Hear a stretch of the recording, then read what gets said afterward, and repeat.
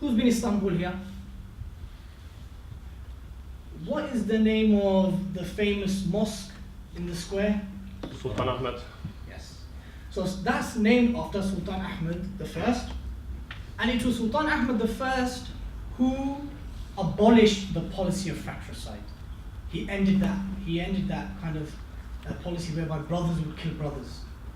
Because he said, and he was of the thinking, that there must be a better way to deal with internal disputes and civil wars and the risk of brothers fighting one another than having to kill them.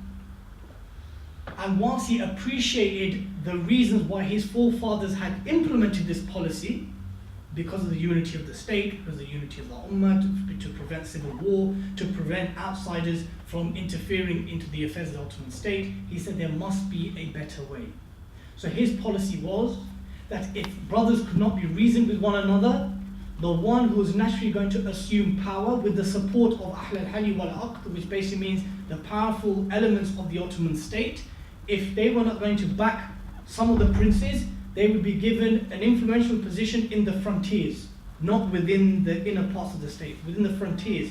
So communication was very minimal between the key players within the Ottoman state and the and the princes who could potentially collude and create problems, or they were just put into exile. However, Sultan Ahmed, he ended the policy of fratricide. Caliph Murad IV, very interesting Ottoman ruler. He was the last Ottoman ruler to have led an army in battle in person. Prior to this, this was a norm, that the Khalif or the Sultan would lead the armies in battle. He was the last one to have done this. After that, that practice was kind of abandoned. He was known as the Puritan. And the reason why he was known as a Puritan is because he had, during those times, regarded as some strict and conservative views. For example, he banned public hammams. Public hammams are basically public bathing places whereby you can go and clean yourself, potentially get some massages, etc. He banned that.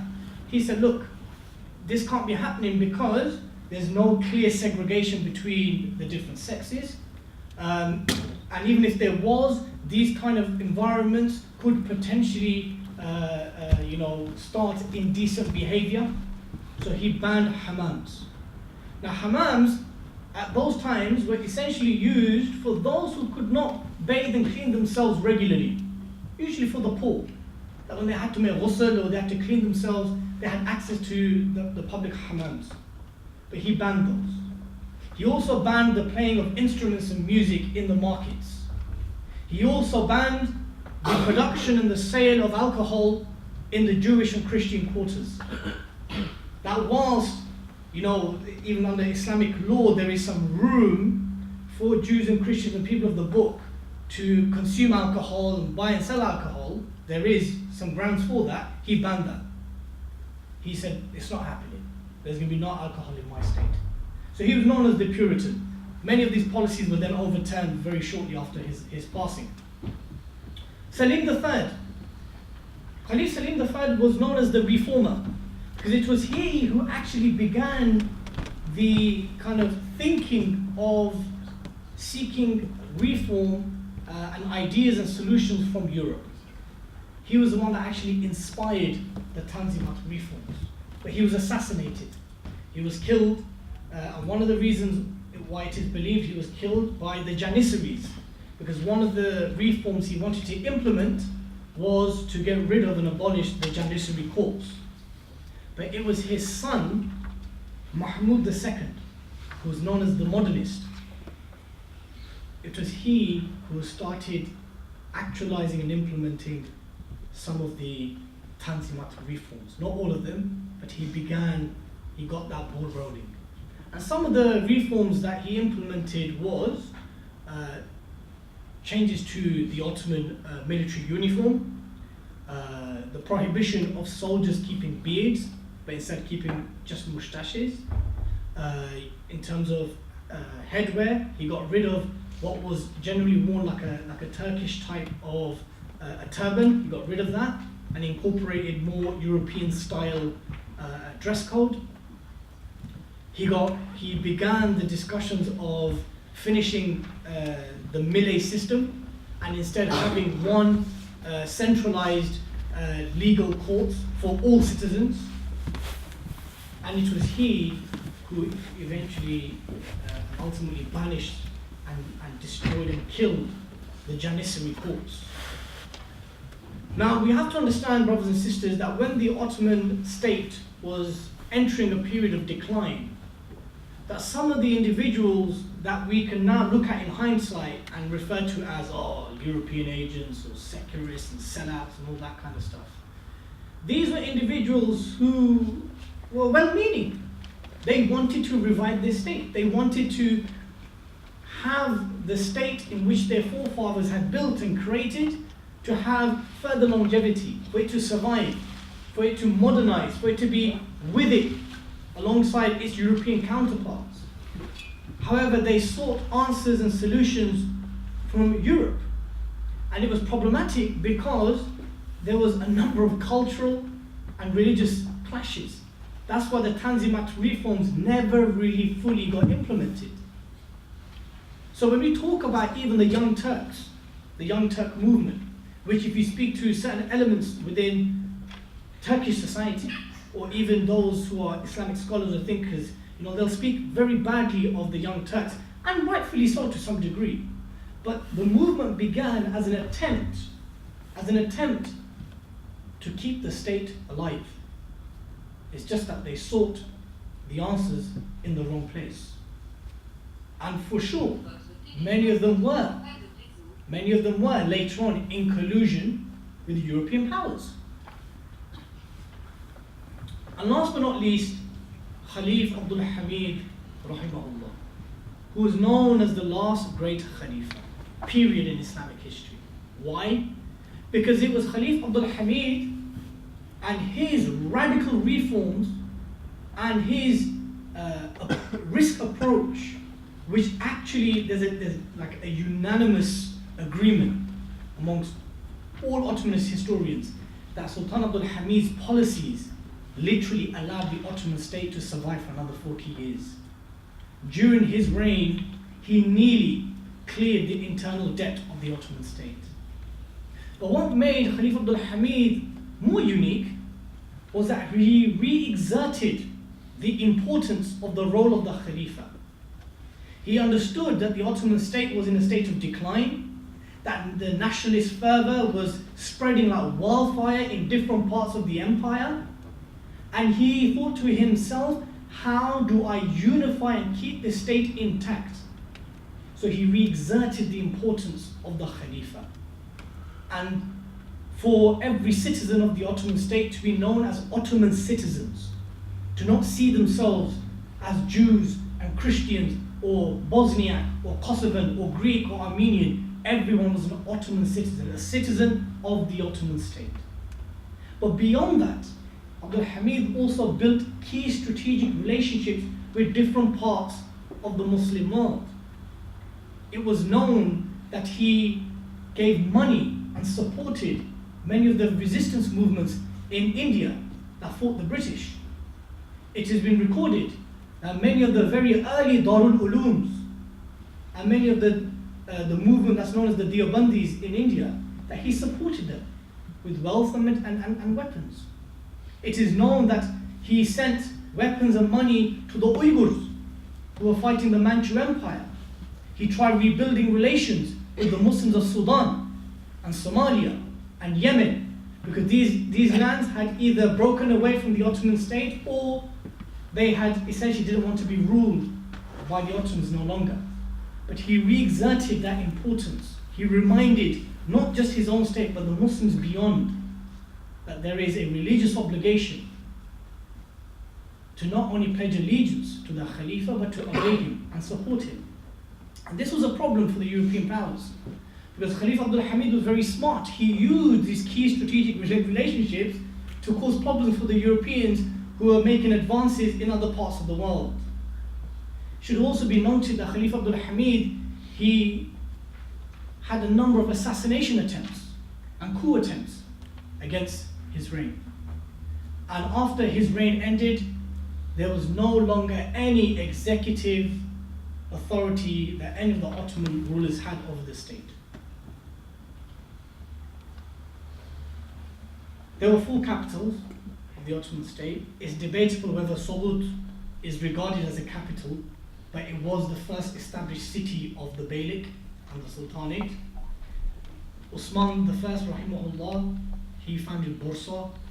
Bursa is where he is buried, and Sobot is where Ertugrul Ghazi, his father, is buried. It was Usman's grandson Murad I who then moved the capital to Edirne or Adrianopolis in 1363, and of course the last capital city of the Ottoman state was Istanbul. All of these cities are in modern day Turkey.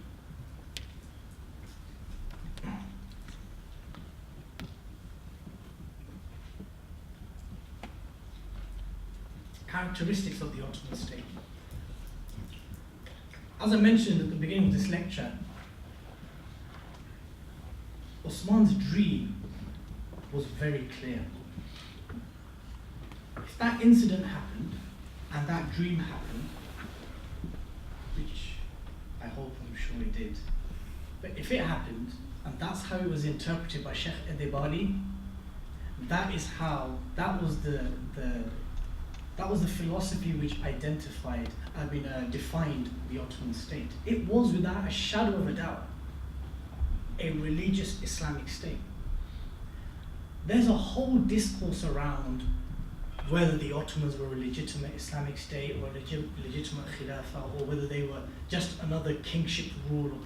There's many of these discussions that are happening. And are happening not just within Western European academics, but even within Islamic discourse amongst ulama and activists. There's a whole discussion about how Islamic were the Ottomans. Let me tell you guys something. You know, in hindsight, it's very easy to look back at historical events and say, you know what, that wasn't Islamic, that doesn't seem Islamic, that's not orthodox, da da da da da. In the same way that 100, 150, 200 years on from our time now, there may be Muslims that look back to some of the rulings that we follow today, and we'll look back and think, whoa, those were some crazy rulings they followed. That had no Islamic basis. The point I'm trying to make here is that the Ottomans, they governed their state according to their interpretation of Sharia. And it is unequivocally documented of the key role that the ulama played in the Ottoman state. You all, in your handout, there's a recommended reading list. There's one very interesting book, one of my favorites.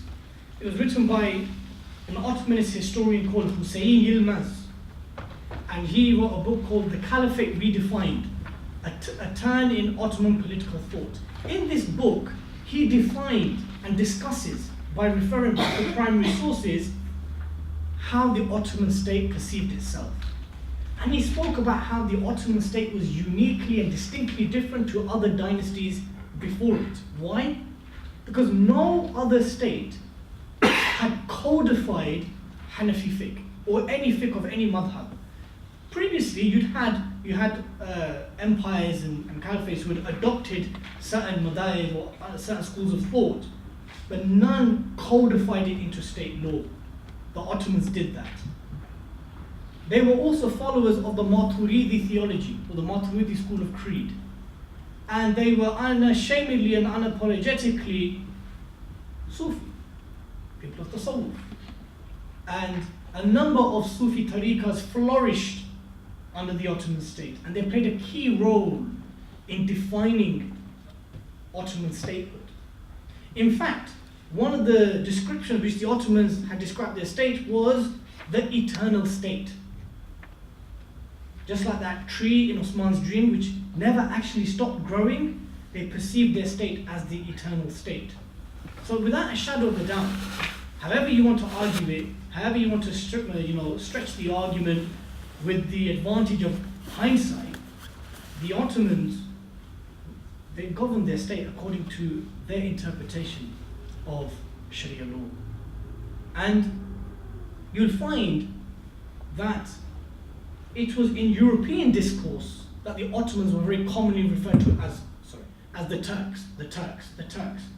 The Ottomans themselves never referred to themselves as Turks. Maybe in some poetry they did, but in state documents and in official documents from one state to another, they perceived themselves as the rulers of the Islamic world, as the only legitimate rulers of the Islamic world. And whilst they were proud of their Turkic lineage, they were always pan-Islamic in their mindset. And that reflected in the language. For example, the Seljuks, the previous great Turkic Empire, the official language of the courts was Persian, whereas the language of the Ottoman courts was, initially it was Arabic, and then it became Ottoman Turkish, which is a mix of Arabic and the Turkic language. It was also an expansionist state. The fact that that tree in Osman's dream just carried on growing and spreading, it did have a world view to take over the whole world. The Ottoman rulers did. They wrote about it in their poetry. They perceived themselves as the upholders of justice, and they saw themselves as the domains of Islam, Darul Islam, and they wanted to spread it and spread it and spread it. Hence why they were in a state of war for nearly 416 years non-stop. And naturally, any state which is expansionist, and by the way, expansionist is I don't like using the term because expansionist it's a word that has its meaning and grounding in colonial terms, right? But what I mean by expansionist in this sense is that the Ottomans perceived themselves as a domain which had to be spread by religious obligation. That it wasn't a case of we're going to go and colonize and loot. We need to spread this domain because it's something which we feel is better for humanity. And naturally they were a militaristic state. Now the Janissaries, who I mentioned in previous slides, was established by Murad I. The Janissaries were made up of Slavs, Bosniaks, Serbs, Greeks, Armenians, Kurds, Turks, and they were an elite fighting force who were unique because they were ideologically grounded on two premises. Premise number one, our first duty, first and foremost, is to protect and defend the Sultan or the Khalif. Number two, we need to make sure that Osman's dream is being fulfilled. We need to make sure that the frontiers of the Ottoman state is not just being defended, that it is being expanded every day. So whenever certain Ottoman rulers slowed down the war pace a little bit, the Janissaries would be up in arms and they'd hold the Ottoman rulers to account, reminding them of Osman's dream, reminding them of the religious obligation of carrying the message of Islam and removing any obstacles to it. So the Janissaries were very, very ideologically driven. Very. And it's also been argued that they were the first pre-modern elite corps. So the modern equivalent would probably be, the Navy SEALs or the SAS, I don't know. But they were regarded as the first pre-modern elite corps. And other empires and states at the time wanted to replicate the Janissary model, but they couldn't. They tried. Like for example, the Safavids and the Mughals had the Sipahis, and other European empires had their own version of what Janissaries were. But Janissaries were known as warriors in the day and monks in the night. And they needed to be in a state of warfare and expansion and jihad, as understood by the Ottomans, constantly around the clock. But it can also be argued that the reason why they were so aggressive in this mindset was essentially they were paid. It was their salary, it was their livelihood. And eventually, the Janissaries became too powerful. They became too powerful, they became a state within a state. They literally held so much power that they would essentially choose who would be sultan and who wouldn't. And there were many times where they rebelled. There were many times where there was civil unrest led by the Janissaries. And of course it was Mahmud II who felt that they were no longer an essential part of the Ottoman state, and he killed the remaining numbers of the Janissaries. And the Ottomans also stressed the importance of conscription as a religious obligation. I guess that's nothing really that different to any competing empires or states of the time, Christian or Muslim, whatever. You know, there was a strong emphasis on conscription. But they had implemented another unique system, and that was the Devişehir system. The Devişehir system was basically where the Ottomans would take one Christian boy from each household. So if there was more than one son, the Christian household would have to give one of their sons away towards the Ottoman military. And that was justified from the Ottoman perspective, and it was only applied to those regions and lands which had to be fought to be conquered. So the Ottoman understanding for this policy was that we lost men, we lost soldiers in taking this region, so therefore there has to be a form of compensation back from those who fought us. It must also be noted that many of those who went on to join the Ottoman military became the sole breadwinners and financial providers of their families. It is also documented, especially in Bosnia and Kosovo and in Serbia, that there were many, many Christian villages that actually gave and offered more than one son, because they went on to become, some of them went on to become pashas, some of them went on to become governors, some of them went on to become very powerful and wealthy men. The Ottoman state was a very tolerant and pluralistic state. I would go as far as to say that there was no other state or empire polity like the Ottoman state, period. Why? Because it was perhaps the most religiously diverse, the most ethnically diverse, and culturally diverse state of its time for centuries. And it managed to maintain a system of relative coexistence and a harmonious relationship between the different religions and races that existed within the state. And one of the indicators of this was the Millah system. Millah is the Arabic word, they call it the Millet system. The Millet system was whereby the Jews and the Christians would be allowed to establish their own courts and would refer to these courts for their disputes, and if they were unhappy with the decision, they'd refer back to the Ottoman Sharia courts.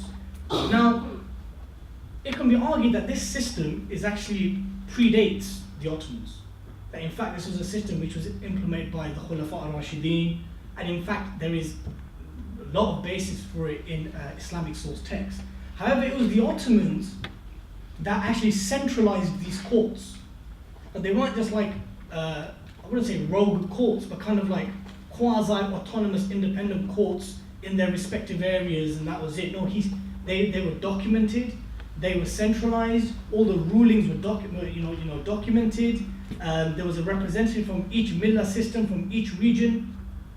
But it's also the fact that it was actually the Ottomans who actually had to, implement this system in a reality and an environment which was really religiously diverse. Yes, okay, the Umayyads, the